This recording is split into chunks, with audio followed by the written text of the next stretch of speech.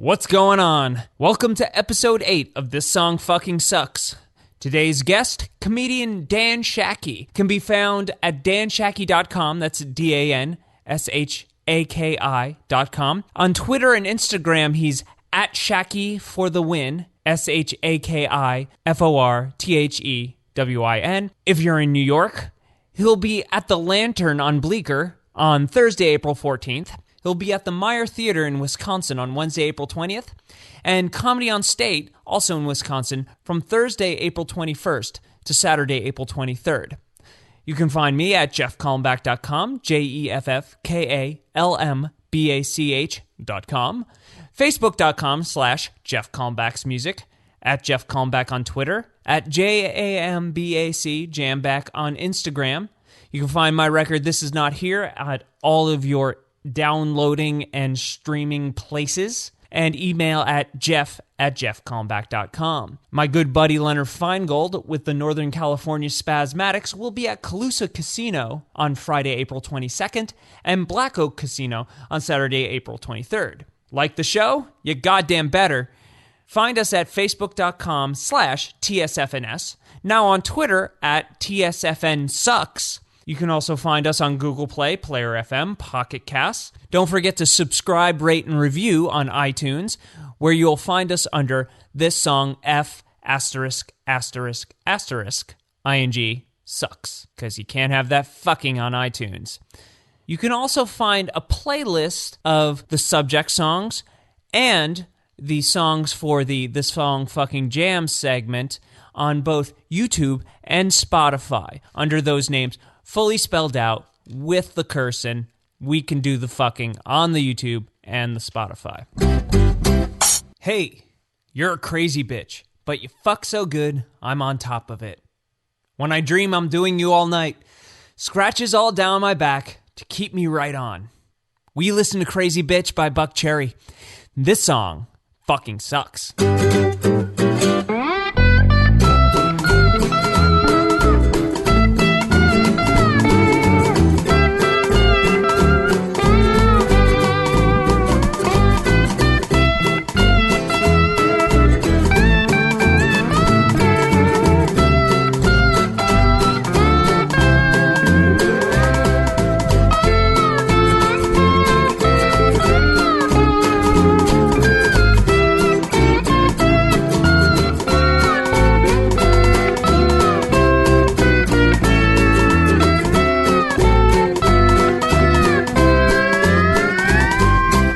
So with me today is a good buddy and comedian, Dan Shaki. What's happening, Dan? Good to see you. What's up? Good to see you, man. Long time. I know. Much too long. I'm really excited. You live in Astoria? Yeah, I'm in Astoria, Queens. Yeah, that's where my mom's from. Oh, I never knew that. Yeah, there you go. So today we're going to do a Crazy Bitch. We mentioned it recently when we were doing the Hinder song. You know that one? Lips of an Angel. Have you heard that one? I think so. Do yourself a favor and don't listen to it. And it kind of came off like they were trying to be this band. Which one? Buckcherry's trying to be Hinder or vice versa? Hinder's trying to be Buckcherry. Ah, okay. It's like a misogynistic anthem. Yeah, it's kind of amazing they didn't get more flack for it. Like, I guess they're not famous enough to get attacked for it. I guess not. I mean, one of the things with the song I think it could benefit from is just the slightest bit of subtext. There is no subtlety whatsoever. And I think that's kind of why people like it. They're like, oh, it's got the balls to just say, you know, crazy bitch, fuck, yay, all right. But it's got the balls to say what we're all thinking, you know? And I'm pretty certain this is like a straight up stripper song, right? This is like up there with Girls, Girls, Girls and LaGrange. And on stage 3, Candy! Yeah, I think of them as like a stripper band. Don't they have that other song, like the Ride a Cowboy one? Like Don't Ride a Horse, Ride a Cowboy? I think that's Buckcherry also, which is also like a stripper song. I thought that was some country guy. Maybe. I feel like it's Buckcherry. Ever noticed if you take the beginning of both words, Buck and Cherry, and you flip them, you get Chuck Berry? Is that purposeful? I never noticed that. Yes, I don't think they did either. And I wonder what Chuck Berry thinks about that. Well, I mean, if you want to talk misogynist, wasn't he famous for putting cameras in his women's bathroom somewhere, like in a restaurant or something? He was indeed. Not one of his finer moments. Maybe that's an homage. Like, let's name it after this guy. This guy seems to get it. Yeah. The thing about the tune is the riff is not horrible. You know, kind of like the production is definitely solid. You know, the tones are really good. You know, time put into getting sounds. And I think the guitar line it's cool. It's not something that I really have anything to complain about. It might be kind of on the repetitive side, but kind of riding the line. I kind of can get behind the idea that it's a thematic thing, you know? Yeah. To me, though, it kind of sounds like if you were trying to write a song instead of just writing a song. Does that make sense? Absolutely. I hear that. I definitely feel like they're trying to get into that Sunset Strip kind of sound. You know, what if it was 1987 when we were on the Sunset Strip? You know, but without actually it being that. It's like, I know it's 2005 or whatever, but, you know, what if we were Guns N' Roses? Yeah. What would that sound like? Like the guitar player's like, guys, I just finished reading Slash's biography, and I just had an idea. Like that kind of feel to it. Yes, it very much has that feeling of effort. Yeah. The video was filmed at the Key Club. Oh, yeah. Of course, in LA. Oh, I didn't even think to look for the video. That's got to be something. Yeah, you know, one of my things, if I'm doing the show and I watch the video, I just talk about the video the whole time and not the song, so I try not to. Yeah. But sometimes there's some interesting points to be made about that. It received Best Hard Rock Performance at the 49th Annual Grammy Awards. Oh, wow. So 2006. I was just looking for the date. You seen this guy, the Josh Todd guy? Like, there has got to be less than a square inch on his body that isn't tattooed. Oh, yeah.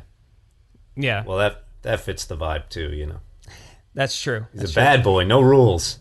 No rules. I've got to, jump on that bandwagon before it goes riding out of town. There's this thing that happens where guys take something that's a thing, that's a style, something popular, and they go, I can't do it better, but I can do it more. That's a funny way of putting it. Yeah, and that's kind of a little bit of what they've got going. Like, let's take that thing that, Guns N' Roses perfected, and basically, no one else is going to do better. And let's just make it more. Let's be more sexist. Let's have more tattoos. And maybe people won't notice that it's not as good or better. Yeah. From a lyrical standpoint, I keep going back to, you get into chorus, you're a crazy bitch, but you fuck so good, I'm on top of it. On top of what?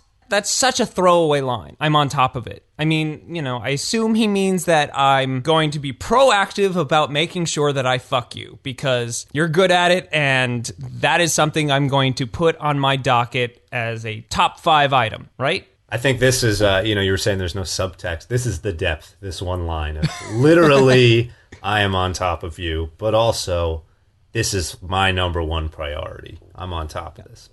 So a little double meaning that it's like there is the literal, I am on top of you, and this is the position, and I am also, I got it high on my list of to-dos for today. Wouldn't it be great if they heard this and go, I didn't even think of that.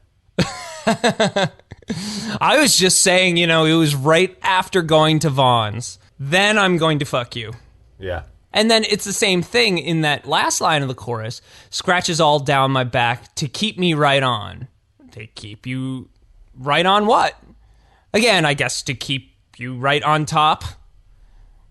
But also to keep you from, I don't know, doing something else. Yeah, it's... he's right on top of that life, too, because that's a big part of this. Yes. This is not a song, it's a lifestyle. A lifestyle of disappointment.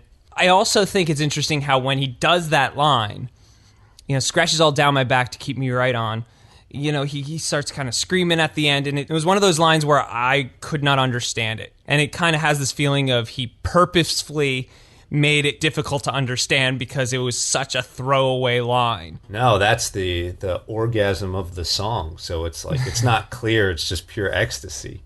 Yes, it's the song squirt. That's where the songwriting comes in, is the end of lines, especially the end of, the last line in the stanza, especially in the last line of the stanza in the chorus, right? That's where the rhyme comes together, if there were one, which there clearly isn't. Yeah. But that's where the most emphasis happens in your meaning for a song. Building up to that one point, you know, like you said, that's your little, you know, your little jizz spot. Because there's so much emphasis on it, you know, the listener's going to really take that meaning there, and, you know, it's such a hot spot. But there's nothing there. You could put something, you know, that's where you really want to put something that people are going to pay attention to and notice and remember. And they just kind of went with something. Well, that's your real depth. These guys, they're really geniuses hiding it. Yeah. It's, you know, it's like when you're sleeping with a crazy bitch. You think it's going to be the best, and then it turns out there's just nothing there, and you feel empty at the end. Yeah, that's right. This is them compensating for the emptiness. They're using the power of the line as a metaphor for how they feel when they're done fucking the crazy bitch. Yeah, but they're going to keep coming back, because, you know, the crazy bitch, you think it's going to be good every time, and maybe sometimes it is. But at the end, you end up devoid of meaning. Yeah. You know, he goes down to these lines, you know, when it gets to the end, he's like, yeah, get the video, fuck you so good, kind of in like in the solo section during the solo. Yeah. You know, fuck you so good. And it makes me wonder, like, is he really fucking her so good? Well, would she think that he's fucking her so good? That gives you an out, you know, because she's a crazy bitch, so if she doesn't, then, well, that bitch is just crazy. What does she know? See, that's brilliant, because then you have that fail-safe of, she's just crazy. She wouldn't know good fucking if it fucked her. And actually, shouldn't it be well? I fuck you so well. Yeah, but sometimes grammar, you know, it doesn't translate to music. Like, if you use proper grammar, it's like, what was this guy doing? It's all pretentious. I think it would be hilarious. Get the video. I'm going to fuck you so well. So properly. I'm going to wear white gloves and keep my pinkies out. Another thing about this tune, where just kind of a little bit of like corner cutting, is that there is just so much chorus in this song. Quintessential, don't bore us, get to the chorus. There's, you know, 8 times it happens, and it's really short. You know, it's 4 lines, 4 short lines, and every time it's the same. You know, it's not like they have 2 stanzas of chorus. They have 1, and they're going to do it over and over again. Wait till you get tired of it, and then do it some more. Yeah, it seems like, I don't know, there might be 100 words in this song. Like, if you counted every word in this song, maybe there's 100. Yeah, exactly. I'm certain it's more a case of, I didn't feel like actually writing more. Yeah, this song's all about the riff. It's not, Yeah. you know, the message. It's about the message, but the message, it's one line. Yes. Everything else is just there because they're like contractually obligated to have other words. But in reality, you know, whereas a good song might use all the other words in the song to build up to that main important line, this one, they just kind of, you know, they're peppered in to fill up the space, because otherwise the song would be like 5 seconds of, you're a crazy bitch and I want to fuck you. Yeah, which you can't have that. When you get with a crazy bitch, you got to drag it out as long as possible. You think he's still with her? You think he married her? Oh, I think, you think it's just one? Or you think this is like a conglomerate of people? I'm sure it's a conglomerate. Yeah, I'm sure it's, you know, half the strippers at the 7th Vow. Yeah. I'm sure he got at least one of them pregnant. I wish there was like a rebuttal song from the crazy bitch perspective. Ooh. What would that be like? I think it would just be an angry, like, your dick's too small or something. It's not my fault that I can't get my meds. My HMO sucks. Yeah, that's too rational. No crazy bitch is going to say that. I guess so. When we get to solo action, the huge 80s metal trope is to bust out the wah pedal, right? Yeah. Which, you know, I mean, wah pedal obviously is not only for hair metal solos, but it's a classic thing for that style. I get it. I like the way that it tonally creates a cutting statement and stuff. But there is this danger with it, because it creates its own articulation, that if you don't use it right, it turns everything into gobbledygook. Because what you're playing and what you're doing with your wah pedal are not working together. Yeah. And it just sounds like blah, blah, blah, blah, blah, blah, and that's exactly what he did. Yeah, the wah pedal's real, like, I'm 15, I just learned to play guitar. Yes. I want to play a solo, but I'm not that good at it. But if I cover it up with this, No one can tell. Yes. And it makes for just an indistinct mess. It makes me think of like a plate of spaghetti for some reason. I don't know why, but... Yeah, it's very... I don't know how technical you get on this for like... I assume pretty technical. As technical as humanly possible. I'm clearly no guitar expert, but I feel like it's a good way to like cover up if you don't have good tone. Yeah. Because you're like, well, the wah pedal creates the tone. Yeah. Tonally, what he does is fine because he's got the wah pedal and it's good. I get that thing. It cuts and all that stuff, but distracting from, the statement. There's no statement now, but they're just kind of like, this will get me by. Just giving the fans what they want. People fucking love this song. Really? Yes. It's frightening. What kind of people... Like, I picture this, so like you said, a strip club. Definitely. Or like small town kind of like a cowboy type of bar. Oh, But not necessarily like in the South or anything like that. Just it's kind of a fun cowboy themed bar. They put peanuts on the floor. And we listen to Buckcherry. Holy shit. I play those places. Yeah, where they're like, we don't have a mechanical bull, but like, we've been checking it out in a catalog a lot, and we're saving up for it. We still have the love tester. Yeah, one of those kind of places. Yes, I can list off a couple. I'm not going to. Because you need to keep working, yeah. Yeah, but I know those places. I know those places well. Take it off the paper is your game. That took me a second. They actually used like paper instead of money, so there's a little subtext there. Yeah. You jump in bed with fame. Oh, so she's a prostitute. Well, a prostitute, or I believe the term is chicken head, is another way of putting it. Oh, boy. It's like, just someone who's chasing after a rich, successful person. Yes, a gold digger. There you go. I love how he goes, break me down, you got a lovely face. That's like the only mildly polite thing he says. Yeah, but that's his like, I'm not a dirtbag. I notice your deeper qualities, like your face. We're going to your place, and now you got to freak me out. She brings her back, and then shows him her severed head collection. And yet that still doesn't kill his boner.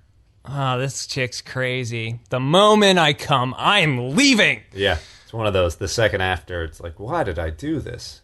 Oh, yeah. So I got material from a band. That's right. Scream so loud, getting fucking laid. Another line just right there, right down the center. We cannot put this behind a tree or anything. I'm getting laid. This is the song. Yeah, the lyrics, it's almost as if you were like, well, let me just write anything to get some words on the paper, and then I'll finesse it. Oh, definitely. And then they just never finessed it. They went, yeah. I guess it was perfect the first time. Clearly was. 2 times platinum, so there's that. Wow. And that's, you said 06 or 07 this came out? 06, yeah. The more recent that is, the much more impressive that is. Yeah. Because nobody, buys anything anymore. I think they keep lowering what makes something platinum. Oh, yeah. I think it's like 300 now. Yeah. Just 300, not 300,000. Not 300,000, just 300. No. Well, now we're at the point if someone's like, so where can I buy this CD? You're like, Barnes & Noble, maybe? I don't know. They're out of business. A lawsuit was filed that alleges that a minor was given alcohol to drink and allegedly was filmed exposing her breasts, kissing another female, and writhing against a pole while Buckcherry performed the song at the video shoot, which was later to be proven false. All right. You think they started that rumor just to get a little buzz for their song? I really kind of hope not, because it's like, if you're going to start something, would you want it to be like a statutory rape thing? That's great. I think so, because you get that, you get attention, because it's like, that's true. A big story. Absolutely. But also, it's like, oh, these guys are bad boys. Look at what they're doing. But then, oh, we didn't actually do that. It's like, yeah, but I bet you're still bad boys. I bet you would do something like that. I bet you'd think about it. Behind-the-scenes program featured more nudity and had band members saying, it's like watching 7 hours of porn. That sounds horrible. 7 hours? I don't think anybody's ever watched more than maybe 20 minutes of porn. It's got a very finite shelf life. It has a distinct purpose.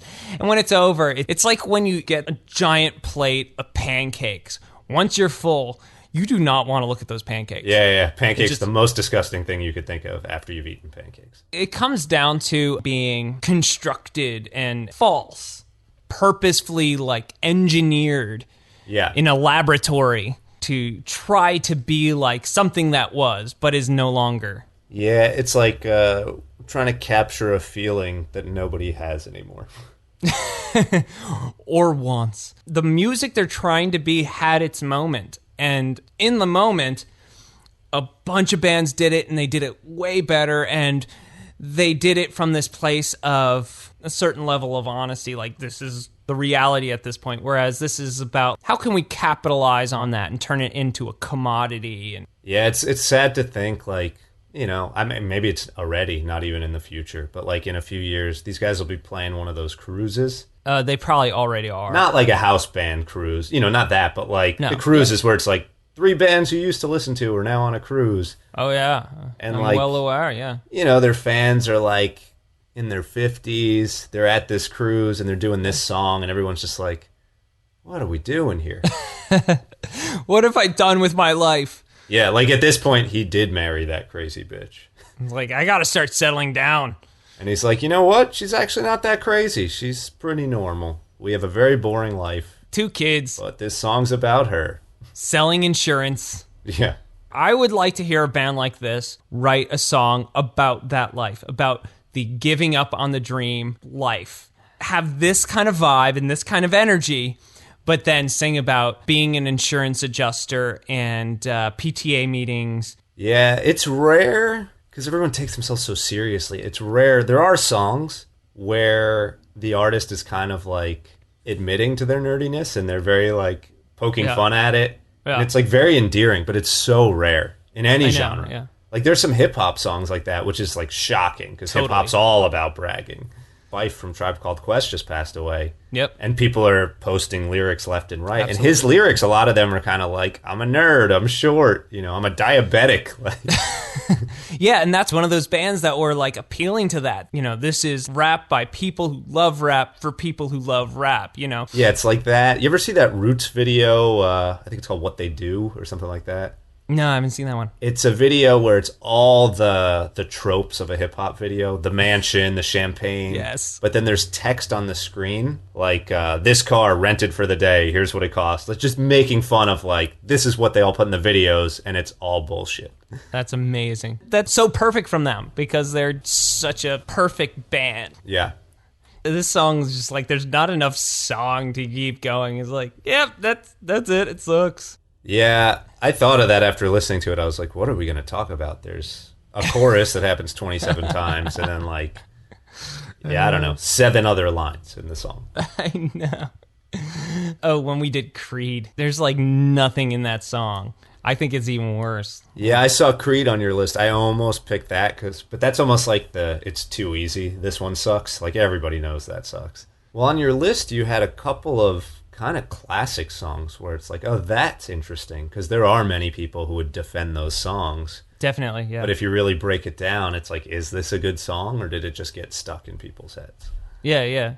While the show is, you know, it says this song sucks, I think it's more about, you know, if this song's just wacky, you know, what happens when you deconstruct a song? Does it hold up, you know? Yeah. And so, like, it can actually be a good song, but if it says all this stuff that you've taken for granted because you heard it a million times, you can kind of realize, what is going on here? I wonder what's more common, that or the opposite. Like, you have a song that you think sucks, and then when you break it down, you're like, oh, this is actually really good. I wonder why nobody likes this. Yeah, that happens too, definitely, where you start looking at it like, oh, you know, there's actually some stuff going on in here. Some of it's just trends and taste and public opinion. Yeah, I bet if you broke down a lot of teen pop star songs that were written by somebody else, yeah, then you would realize, like, oh, this is good. Like, the lyrics are smart. There's more to this. There's, like, a logic to why this is catchy. Yeah, that's why I don't do like the Katy Perry stuff, because I like that stuff. Yeah, if you met the guy who wrote that, you'd be like, why aren't you bigger? Yeah, you're great. Well, it's like a team of people. That's the thing, you know? Yeah, and it's that's like, true. You're the one who writes the rhymes. You're the one who writes the words in between the rhymes, you know? You're in charge of the hi-hat, you know? And it's like, you're the best at this, so let's put them all together and, you know... And that's how a lot of those songs get really good. So it's like, it's tough. And even, you know, I mean, it's all completely a subjective thing, and all based on what bothers me. So yeah, of course. Which I think is good enough.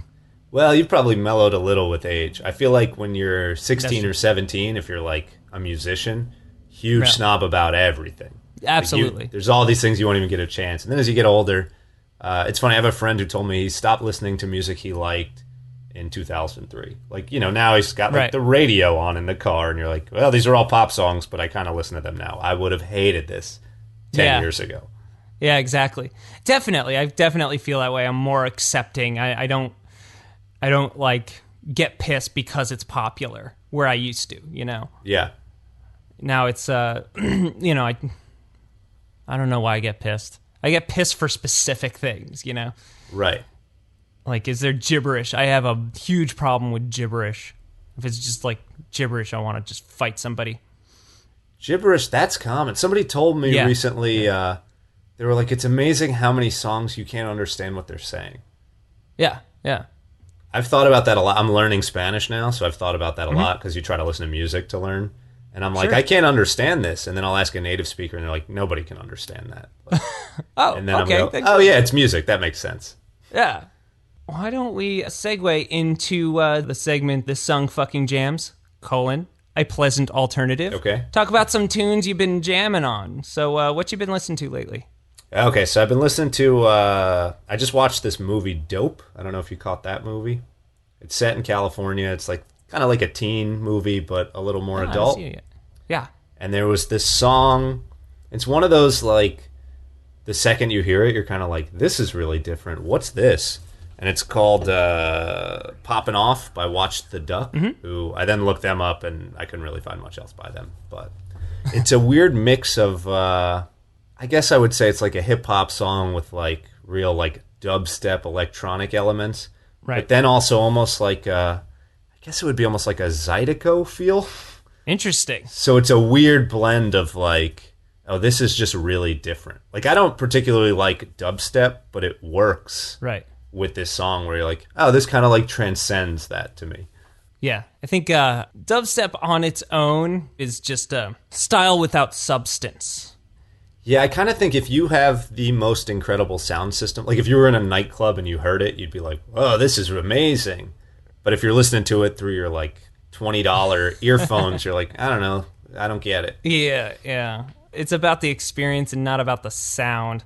Yeah, when you feel it in your chest, you're like, "Oh, I get this now." Which in a way is like, well, that's not about the music, that's about the gear. Yeah. Here's something to show off my subs and how much power I have in them. Yeah, I mean, there's like islandy kind of music I would never listen to, and then if I was in the Caribbean and heard it in a bar, I'd be like, "This is my favorite music ever." Yeah. And then when I got home, I'd be like, "Oh, I'd never listen to this." Yeah, I know. Yeah, it's like it captures a moment and a feeling in a space. Yeah, exactly. So lately I've been on a Parliament kick. Yeah. I don't know, I guess because spring's in the air and perfect opportunity to listen to something that feels good. I've been listening to Do That Stuff, and I've been kind of playing that riff. The two riffs, that's one that's cool. It's got the two sections, have something really interesting going on in each of those. All your major pentatonic-iness, and what a vibe, what a deep groove. It starts with that amazing drum beat that, I don't know if it's Chambers, but could be Dennis Chambers. He's definitely involved in the band. Yeah, I don't know like what year that song's from or who it would be. Yeah. Because he's kind of later for Is them. he? Well, I mean, I don't even know what later means anymore because they're probably still touring. Yeah. Not 70s. Yeah. Like later than that. Yeah. So he might not have been there yet, because that was kind of a middle album for them. Yeah. But it definitely has a pretty cool vibe, a little touch of linearness to it. And then, just one of those great licks where the bass and the guitar are in unison. I love that. That's just my thing. And just, a little shuffle to it to give it that forward momentum. And, amazing horn lines. That just, Yeah, there's I don't even know. I would call it a bugle. The that part. Yeah. Where you're like, that's like almost out of nowhere, but it works so well. And it goes so high. That's badass. I don't know how that guy's brain works that he can just kind of go, okay, we're going to have 37 people, and here's what you do, and here's what you do, and then this is going to happen. And then it's like it's organized chaos. And I'm pretty sure that it's planned out, but it doesn't seem like it could, you know? It's not like first chorus, you know? It's like, what the fuck? How did you figure that out? It's unbelievable. Yeah, he's one of those, like, he's like a musical genius who downplays it so he's not a snob. Right.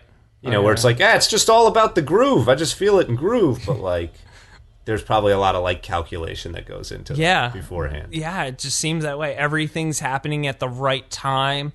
I can never figure out when the section's going to change. You know, it's not like 4s and 8s. It's like you go for about 5 minutes in this section and then randomly you go to the next section. But, you know, it totally works, but I would never decide that. I would never know. Yeah. Is he sitting there with a stopwatch? And in the middle, you know, they're doing the same section, but it is constantly evolving. I can never figure out when the background vocals will come in and do their thing. It just kind of randomly they come in with this great line that they work out. All of a sudden comes at you somewhere in the middle. There is definitely a sense of counterpoint to it all, where everyone's got their little piece of the puzzle, and you know, when you put them all together, nothing really competes with the other thing.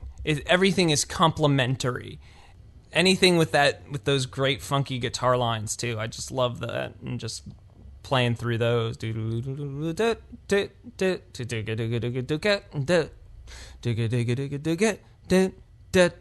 Another thing, that verse line, I was playing around with it yesterday and thought it was this 2-bar line. And then I listened to it a little closer and figured out that first line, there's like one note that moves when you repeat it from off the beat to on the beat and makes it 4-bar phrase or whatever. And it's holy shit. That one note, I just love that shit. Attention to detail. Yeah, I've always loved that kind of, like, it's mathematical almost, but no one knows. It doesn't feel like intellectual. Exactly. It feels natural. Exactly. Yeah. And, you know, these guys who are playing it, they're badasses and they're nailing it, but they're not making it so that it's this obvious thing like, look at all this mathematical, technical shit we're doing. Yeah. No, we're just playing this groove, but, you know, and it keeps it interesting even if you're not aware of it. Yeah, it's not like a Frank Zappa thing where you're like, everyone who hears that is like, oh, well, that's crazy. I don't know what that is. Yeah, exactly. It's a subtlety, but it subconsciously, even if you're not paying attention to it, it keeps that interest because, you know, your brain is constantly searching for pattern in all the chaos. And if you're constantly breaking it and adjusting it in a way that you don't pick up on, there's still an interest, even though you're not consciously aware of it. Love that shit. Yeah. Yeah, that's my jams right now because it makes me feel good. Yeah, that's all just about having a good time. You got anything you want to plug? You rock your Twitters and your... Yeah, you could find me on Twitter and Instagram at Shaki for the Win. SHAKIFORTHEWIN. Yes. All about positivity, not dark. All positive. You sound like an announcer on that. All about positivity. Yeah, my inclination is to go negative, so I have to force things positive. Yeah. It's like, that's my Twitter handle, nice and positive. Yeah. I changed it consciously. It used to be Sad Outlook. And I was like, I can't have that. That would be more the thing that I would do. Yeah. Yeah, when I got on Twitter, like, years ago, I thought it was, like, a character kind of thing. Like, you do a character, so I came up with that. Yeah. And then everyone else was like, no, I just used my name. I went, oh, I guess I did this wrong. Do you have, what about shows coming up? I will be in Wisconsin. Yes! Dairy State. April 20th at the Meyer Theater, and then the 21st through 23rd at Comedy on State, which is a comedy club. So the first one's a theater show, and then comedy club stuff. Cool. So for all your Wisconsin fan base, you are in luck. We had a guest who is from Wisconsin, so he might have brought in some of his people. So hopefully they'll come and see Awesome. it. So for Dan Shaki and Buckcherry, I'm Jeff Kalmbach. Don't let the man get you down. I also think it should say scratches all down my back and in my butthole.